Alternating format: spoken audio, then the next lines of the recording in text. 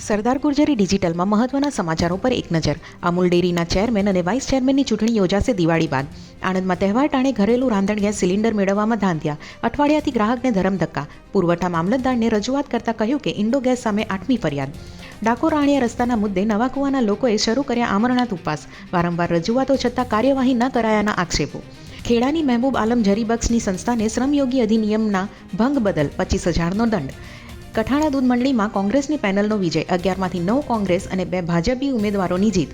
નડિયાદમાં 4 લાખની લાંચ લેતા પકડાયેલ એએસઆઈ 15મી ઓક્ટોબર સુધી રિમાન્ડ પર. અમદાવાદ ગ્રામ્ય એસીબી મિલકતોની હાથ ધરશે તપાસ. આંકલાવના રણછોડપુરાથી સુંદણના માર્ગ ઉપર દિશાસૂચક બોર્ડ ખોટું લગાવ્યું હોવાથી અજાણ્યા વાહન ચાલકો પરેશાન. બોચાસણ ઓવરબ્રિજ ઉપર પરોળીએ આઈસરની પાછળ ટ્રેલર ઘૂસી જતા ક્લીનરનું મોત, ચાલક ઘાયલ. ઉછીના 1.55 લાખના ચેક રિટર્ન કેસમાં ગામડીના યુવાન મેહુલ પ્રજાપતિને 1 વર્ષની કેદ. પેટલાદ તાલુકાના ઈસરમામાં ખેતરમાંથી ઘાસ લઈ જવા બાબતે ખેડૂતને લાકડીથી માર મારીને જાનથી મારી દેવાની ધમકી.